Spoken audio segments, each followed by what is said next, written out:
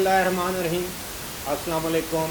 अबरार रशीद आपकी खिदमत में एक मरतबा फिर हाजिर है और आपसे दरख्वास्त है कि अगर अभी तक आपने इस चैनल को सब्सक्राइब नहीं किया तो सब्सक्राइब कर लें। ताज़ा तरीन वीडियो के लिए नोटिफिकेशन बेल को या बेल आइकन को ज़रूर प्रेस कीजिएगा। आपका बहुत बहुत शुक्रिया। मिफ्ताह इस्माइल साबिक़ वफाकी वज़ीर ख़जाना पाकिस्तान से $2 करोड़ लेकर बाहर जा चुके हैं। ये कहानी क्या है, क्या मामला है, इस पर बात होगी। लेकिन उससे पहले इस बात का जिक्र करना ज़रूरी है कि मिफ्ताह इस्माइल को वज़ारत ख़जाना से हटाया क्यों गया। उनके वज़ीर ख़जाना बनते ही मुस्लिम लीग नून के अंदर एक मखसूस लॉबी उनके खिलाफ सरगर्म अमल थी और यहाँ तक बताया गया कि मियाँ नवाज़ शरीफ भी उनकी कारकर्दगी से मुतमईन नहीं हैं। अलबत्ता उन्होंने मिफ्ताह इस्माइल को मौका दिया।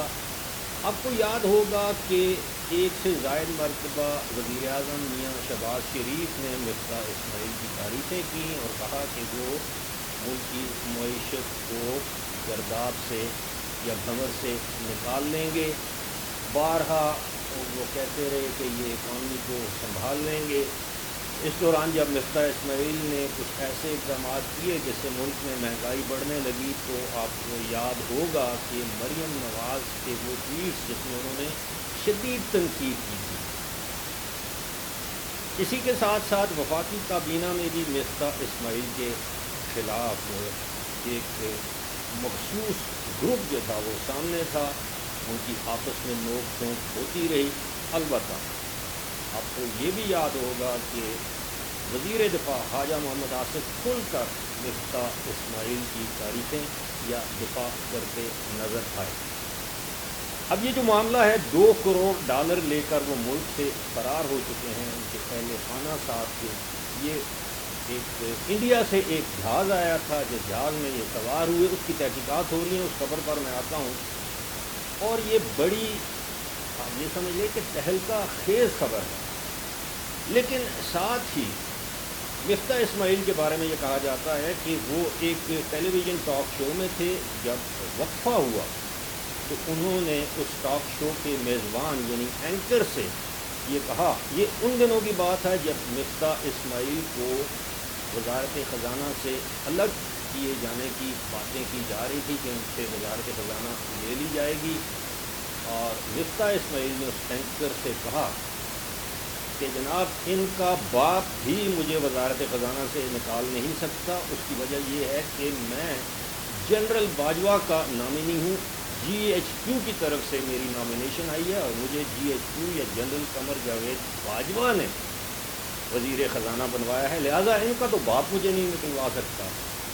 ये ख़बर आहिस्ता आहिस्ता नून लीग के वज़रा तक पहुँची। वज़रा से ये ख़बर लंदन में मियाँ नवाज़ शरीफ तक पहुँची। उन्होंने इसकी तहक़ीक़ात की।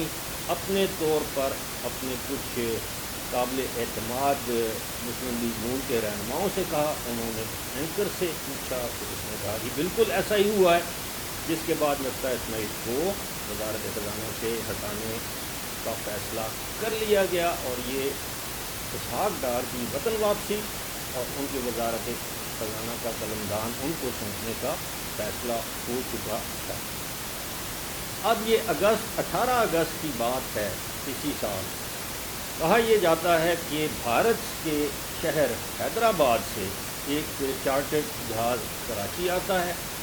उसमें पहले ही 12 मुसाफिर सवार हैं। अगर आपको याद हो उन दिनों भी ये ख़बरें आई थी कि जी भारत से एक जहाज़ आया है जिसमें पाकिस्तान की एक आला शख्सियत सवार हुई है, उसके अहल खाना सवार हुए हैं और वो यहाँ से दुबई रवाना हुआ। अब कहा यह जाता है कि जनाब वो भारत से जो जहाज़ आया था उसमें 12 मुसाफिर सवार थे। 12 भारतीय शहरी थे, 2 उसमें अमरीकी शहरी थे।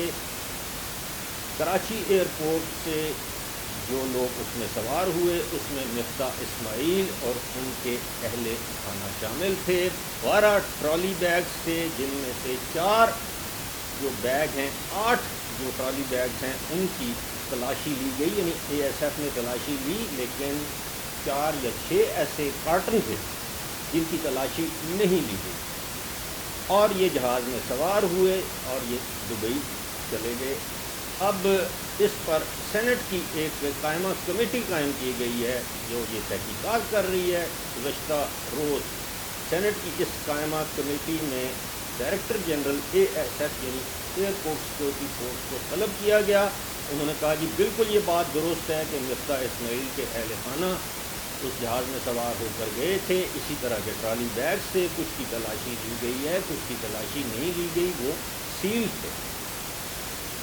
اب صورتحال یہ ہے کہ سینٹ کی قائمہ کمیٹی نے ASF سے وہ CCTV فوٹیج مانگ لی ہے کہ بتایا جائے وہ بیگ کون سے تھے جن کی تلاشی لی گئی، جن کی نہیں لی گئی وہ کون سے تھے، جو اسکیننگ مشین سے گزارے گئے اسکیننگ مشین کے ریزلٹس دکھائے جائیں کہ ان میں کیا تھا۔